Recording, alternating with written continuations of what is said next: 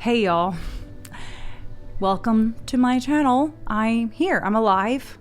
I am alive, and it's been a while since I've posted anything. I'm very sorry about that. I don't even know how to do this video because, well, first off, I don't have a mic stand yet. So I have my new mic now. I'm very excited about it because I have so many things in my heart that I want to do for this channel, for y'all, for my business. I'm just like, you know what? Let's just start with what we've got. I don't have a mic stand yet because I'm, of course, as a type 5, I'm researching exactly what I need. So I'm just going to hold it for now. But doesn't it sound so juicy? I mean, I'm really excited about this microphone. I can use it for the videos that I have with y'all. I'm starting to do 2-angle versions where I can talk to you face to face and do tabletop at the same time, plus have the juicy mic sound, which is great.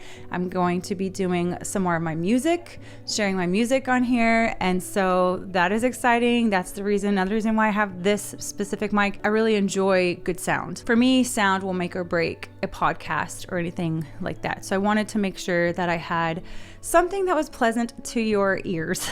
But I'm holding it because I don't have a stand yet. That's just a little bunny trail because I love tech stuff. And I'm kind of avoiding what has to be said or what doesn't have to be said. I guess I don't have to say anything, honestly, because I haven't been saying anything. But it's, obvious that I've been gone for a while and I shut down my Etsy shop and I haven't done anything because, frankly, I was in shock. People who follow my husband might have noticed that his channel kind of went silent and stuff. So we had something pretty traumatic happen and we're just in shock. We were just in shock of how a situation was handled. My question that I ask the Lord is, how come the seeds that we sowed in so many people's lives for the past 10 years, how come we weren't able to eat the fruit of what we sowed and walking through really hard things with people? I knew I was going to cry in this video, and that's okay. I'm okay to cry. I'm not scared of it. I don't apologize for it anymore. So my husband and I are no longer pastors of the church that we started. We didn't really start a church, actually. We started a house of prayer. And y'all who have been here, OG people, when I started this channel back in 2015, may have remembered the video that I labeled, "What? You live in a church?" And we did. We lived in a church for 2.5 years. We sold our home to start a house of prayer inside of a church, a very old Methodist church. It was really such an adventure, and we really felt like that's what the Lord was asking us to do, was to start a house of prayer in San Antonio. And that's what we did. I mean, we had so many ups and downs with this whole 10 years of us having this ministry, but our hearts were that Jesus would be worshiped and that he's worthy of worship night and day. And that is what our heart and vision was, is that there would be a place for him to rest in our worship, because it says that God inhabits the praises of his people. And we just, wanted to model it after that, the tabernacle of David back in the Bible, just a place where he would be glorified day and night. Some of y'all might know that concept of night and day worship, and some of you may not, and that's okay. So it started as a house of prayer. We did not start it as a church. Oh, I gotta hide because my neighbor is doing trash. I don't want to be seen. They're nice and everything, but it's just weird that my office is right in their faces next door. Okay. Bye, Matt. Okay, so that's done. We did not start it as a church, but what happened is that so many people who had that same heart for extended times of worship and really meaty teachings, we tended to have a bit more deeper teachings. I don't know, some just deeper concepts that most churches didn't talk about, and that really attracted some people. And so over the years, it kind of grew into a church. You gather people. We had a weekly service that we called our Encounter God service, and we attracted a lot of people, and it kind of turned into a church where we were pastoring people, because there's people and there's hurt and there's things that they're going through, and they're looking for counsel, direction, prayer, support, community.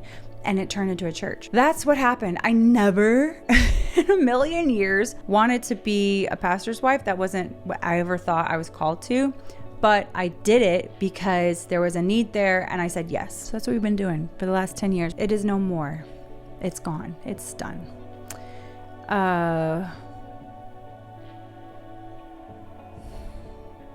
I'm trying to be so careful because while I feel that things were handled inappropriately, I still have a huge value for honor, and I also have a lot of empathy for people who make decisions based on their own filters of hurt and pain. Even though we felt completely betrayed by people who called themselves family to us, I still have so much compassion and empathy for people. While I don't understand, I have no idea why, and I still don't have answers to those questions, and I'm not sure I'm quite ready to have the conversations. I think I will be ready at some point to have brave communication with people if they're willing for me to be able to ask questions of like, hey, you know, why did this or why did this not happen? Or why didn't you activate this by the laws of the bylaws of the church? I don't really want to go into a ton of details, but my husband and I are no longer pastors of a church. Pretty much were excommunicated. Other people would say that's not what happened, but that's what it felt like. And you know what's funny is that I never had my identity wrapped up. You know how I think some women really want that? They want to be a pastor's wife. I never wanted that. I always had this tension, and you guys felt it. And I've had people tell me I lost a really good friendship over it not too long ago, back in, 2020 or so, where people were like, man, this is like sucking you dry. And it did. Many days it did. But I did it because I felt like that's what I was supposed to do. I don't know. This is getting really weird. I don't really know how to communicate all these things. I really don't. Yeah. Our whole lives just changed. Our entire lives. Our rhythms changed. Don't really have community anymore. We lost a lot. But at the same time, we have gained so much. Like my prayer, I'll say this and maybe I can move on to like the hopeful things and like the things that matter. It's my own fault. I prayed. I said, God, if there's anything that needs to be exposed, please expose it, because I don't want anything that gets in the way of my love for you. I don't want anything that gets in the way of your love for me. Like whatever roadblocks those are, like burn them up. Right? I prayed for fire. Don't pray that unless you want to get burnt. It's good, but it's hard. And that's what he did. He exposed everything. He exposed it all. He exposed everything in my marriage. He exposed stuff in me personally. He exposed stuff in David. He exposed stuff in the people who walked with us, around us. Oh my gosh. I had no clue. He burnt it up. And I'm grateful for it. I am. And I prayed for it. So I can't be mad about it. But that's what happened, is like just so many things that we had no clue. I had no clue. And personally, Dave and I, and then also the people that were around us. So we are literally, there's like a reset button on my life. In May, it was a reset on my life. And it's so funny because the word that I got from Jesus from a dream was, and you see it in my planner, when I was flipping through my planner, and I've talked about it, awake, awake, Deborah, sing a song. And this like Deborah thing, Deborah was a judge in the Old Testament. She was a woman who led an army into war basically, and a woman got credit for the victory in the Bible. Did you know that? Did you know that women get credit a lot in the Bible? This Deborah thing that I had, I felt like that this Deborah spirit, and I even got on my charm. I felt so strongly about this that I had this charm made, and there's a lot about courage. Like Deborah had so much courage. I saw it on another, like a coach's wall, and it says, "Courage, dear heart."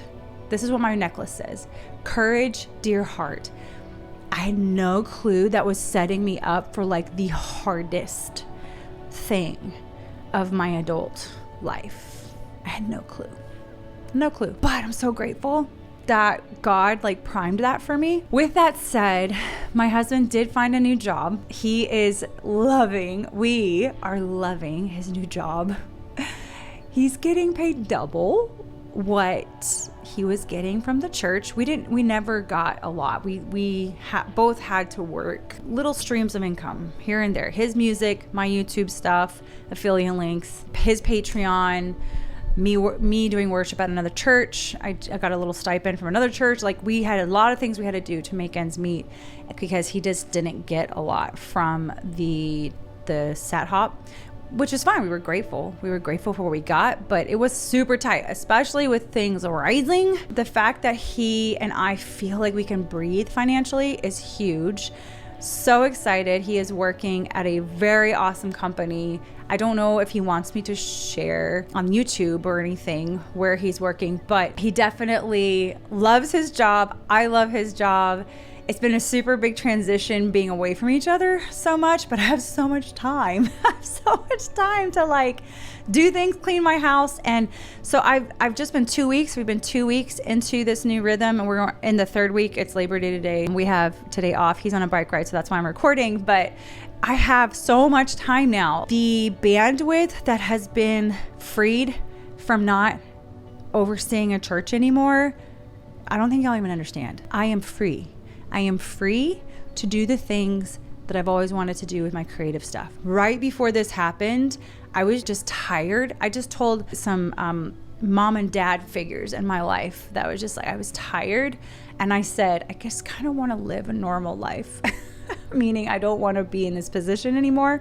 And the Lord answered my prayer. It was kind of messy how it happened, but he answered my prayer. And so I get to live normal life now. And I get to, when I say normal, like, I'm not doing ministry right now. My husband and I have no desire really to do any ministry. I mean, we do still do worship stuff, and we join people for worship things. And I'm still going to be sharing songs that I've written and things like that. That's not going anywhere. But as far as like being over people, like as far as overseeing a ministry, all of the working parts of that, it's a lot. It's a lot of responsibility in your head. And I don't have to deal with that anymore. I can do my videos, a podcast if I want to. I'm about to do this book club, which I'm very excited about. There's so much stuff I want to do. I have this book called The Joyful Journey that has been helping me so much with this whole thing that's been happening.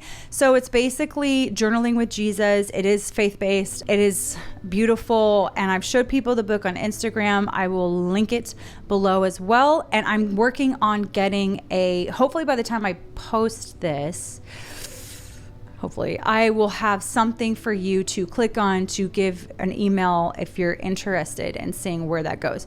Because I have a couple little things that I have to tie up, a little gig I have that I'm excited to share later this week. And then I do still need to finish editing my son and daughter-in-law's wedding pictures. That happened too. My son got married. Oh my gosh. So beautiful. There's just a couple little things I need to do, and then I can get rolling on the fun ideas that I have in my heart. Like, I'm going to be doing a Journal With Me subscription where you'll have, it's like a once a month thing where we get to do journaling. Like, I'll share a Journal With Me video. Still want to open my Etsy shop for limited release stuff, prints and art and things like that. Not a ton. I probably won't do washi still.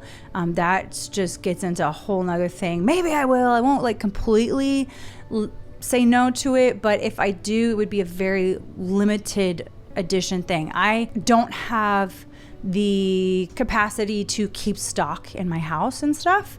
I just don't have any desire for it. Like, I love getting a wild hair and making something because I want it, and then most of the time y'all want it too, and then having it for a little bit and then getting rid of it. You know what I mean? Like, not keeping stock forever and ever. I have so been enjoying my VDS rings. I had a whole video that I recorded about this, and I don't know where the footage went.